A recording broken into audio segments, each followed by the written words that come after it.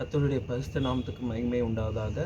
இந்த காலை வேளை துதி ஆராதனைக்கு உங்களை அன்புடன் வரவேற்கிறேன். கர்த்தர் உங்களை மட்டும் காத்தவர், இனிமேலும் உங்களை காத்து வழிநடத்துவார். இன்றைக்கும் நாம் 2 வசனத்தை தியானிக்கிறதுக்கு முன்பாக, ஒரு பாடலையும் பாடுவதற்கு முன்பாக ஒரு ஜெபம் செய்து துவங்குவோம். ஜெபிப்போம். அன்பும் மேலக்குள்ள ஆண்டவரே, இந்த வேலையிலும் உம்முடைய சமூகத்தில் வருவதற்கு ஆண்டவரே நீர் செய்த கிருபைக்காக நன்றி ஆண்டவரே. மட்டும் காத்தவர், இனிமேலும் எங்களை வழிநடத்தி செல்வீர் என்பதை நாங்கள் விசுவாசித்து ஆண்டவரே உண்மையில் நாங்கள் நினைத்து வாழ உதவி செய்வோம். எல்லா துதிகன மகிமை உமக்கே ஏறெடுக்கிறோம். இப்போ இயேசு நாம் போய் வேண்டிக்கிறோம், நல்ல பேதாவே, ஆமென்.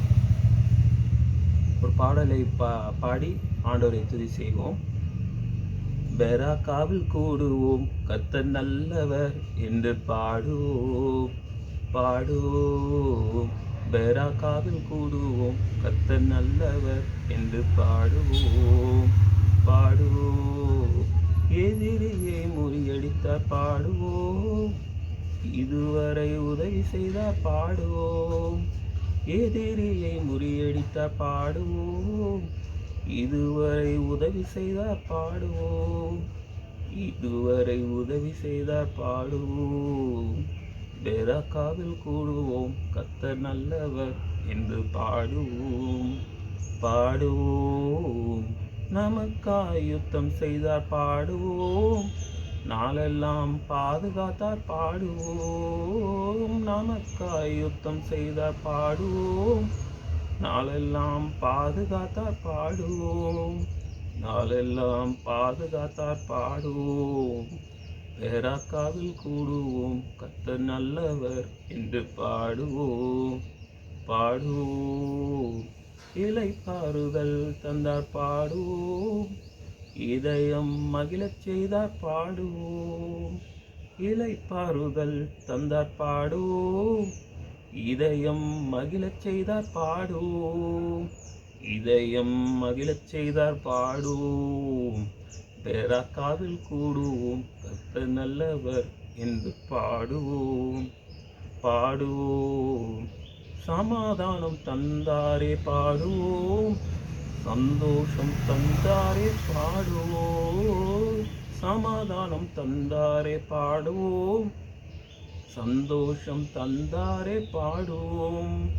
சந்தோஷம் தந்தாரே பாடுவோம்.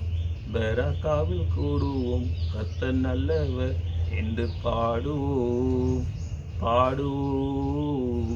பெராக்காவில் கூடுவோம், கர்த்தர் நல்லவர் என்று பாடுவோம் பாடுவோம்.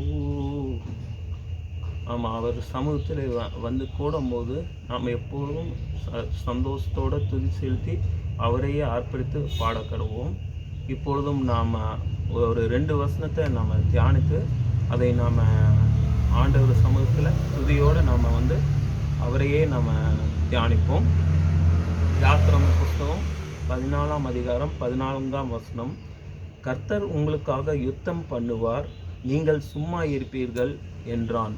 மோசே இந்த காரியத்தை இஸ்ரேல் மக்களுக்கு எந்த சமயத்தில் சொன்னான் அப்படின்னா, இந்த எகிப்து பார்வோன் ரதங்கள் எல்லாம் அவங்க செங்கடல் முன்னாடி நிற்கும் போது அவங்கள துரத்திட்டு திருப்பி அவங்கள வந்து அடிமைத்தனத்துக்கு கொண்டு போக அவங்க வரும்போது இஸ்ரேல் ஜனங்கள் கூக்குரல் இட்டதுனால மோசே வந்து ஜனங்களை நோக்கி, நீங்கள் யாரும் பயப்பட வேண்டாம், இவங்க வந்து எல்லாரும் மடிந்து விடுவார்கள், ஏன்னா இந்த யுத்தம் வந்து கர்த்தருடையது, அதனால் நீங்கள் வந்து சும்மா தான் இருப்பீங்க அப்படின்ட்டு மோசே வந்து இஸ்ரேல் ஜனங்களுக்கு இந்த வார்த்தையை சொல்லி தைரியப்படுத்தினார். அதுக்கப்புறம் பெரிய அதிசயம்லாம் நடந்துச்சு. அதே போல் 2 நாளாகமும் 20ஆம் அதிகாரம் 15ஆம் வசனத்தில், சகல யூத கோத்திரத்தாரே, எருசலேமின் குடிகளே, ராஜாவாகிய யோசபாத்தே கேளுங்கள், நீங்கள் அந்த ஏராளமான கூட்டத்திற்கு பயப்படாமலும் கலங்காமலும் இருங்கள் என்று கர்த்தர் உங்களுக்கு சொல்கிறார். இந்த யுத்தம் உங்களுடையதல்ல, தேவனுடையது. இதுலேயும் பார்த்தீங்கன்னா, ஒரு யாகாசியேல் அப்படிங்கிற ஆசாப்பின் புத்திரனின் லேவியன் வந்து அவர்கிட்ட வந்து இந்த கர்த்தருடைய ஆவி வந்தோடனே இந்த யோசபாத் பல 5 படைகள் இவங்களுக்கு விரோதமாக வந்து நிற்கும் போது இவர் வந்து என்ன செய்வதென்று தெரியாம நிக்கும்போது, ஆண்டவர் என்ன சொல்றாருன்னா, இந்த யுத்தம் வந்து உங்களுடையது இல்ல, இது தேவனுடையது. அத அத மாத்திரமல்ல, நாம வந்து தேவனுடைய சமாதானத்தை காண வேண்டும் அப்படின்ட்டு அவரு சொல்றாரு. அதனால நம்ம வந்து இந்த சூழ்நிலையிலும் நம்ம வந்து போராட்டத்தின் சூழ்நிலையில இருந்தாலும், நம்ம சொல்ல வேண்டிய ஒரே வார்த்தை என்னன்னா, இந்த யுத்தம் கர்த்தருடையது அப்படிங்கிறத மட்டும் சொல்லிட்டு, நம்ம இந்த வாழ்க்கையில என்ன போராட்டமா இருந்தாலும், அந்த யாத்திராமத்துல நம்ம பார்க்குற எகிப்தியனா இருந்தாலும் சரி, இந்த 2 நாளாகமத்துல நம்ம பார்க்குற ப பல ராஜாக்கள் எதிர்த்து வந்தாலும் சரி, நம்ம நம்மள எதிர்த்து வர எந்த ஆவிக்குரிய போராட்டமோ, மாம்சீகமான போராட்டமோ இந்த உலகத்திலோ எந்த விதமான போராட்டமாக இருந்தாலும், கர்த்தர் நம்மளை ரட்சித்துக் கொண்டார் என்பதை நாம் விசுவாசித்து, அதில நம்ம நிலைத்து நின்று, கர்த்தரே நமக்காக யுத்தம் செய்வார் அப்படின்ட்டு நாம வந்து நம்மளையே சமர்ப்பணம் செய்து, நம்ம வாழ்க்கையை முன்னேறி செல்வோம். கர்த்தர் நம்மளை ஆசீர்வதிப்பாராக. ஆமென். ஜெபிப்போம். அன்பும் இரக்கமுள்ள பிதாவே, இந்த வேளையிலும் ஆண்டவரே உம்முடைய வசனத்தை நாங்கள் வாசித்த வண்ணமாக எங்களுக்கு விரோதமாய் வருகிற யுத்தங்கள் எல்லாம் உம்முடைய யுத்தம். அதை நீரே பார்த்துக்கொள்ள உம்மிடம் நாங்கள் ஒப்படைக்க எங்களுக்கு பலன் தாரும். இந்த பிரச்சனைகளை ஆண்டவரை சந்திக்கத்தக்கதாக எங்களுக்கு நீரே பலன் தந்து வழிநடத்தி அருளும். உம்முடைய வழியில் நாங்கள் நடக்கத்தக்கதாக ஆண்டவரே உம்முடைய கரத்தில் ஒப்படைக்கிறோம்.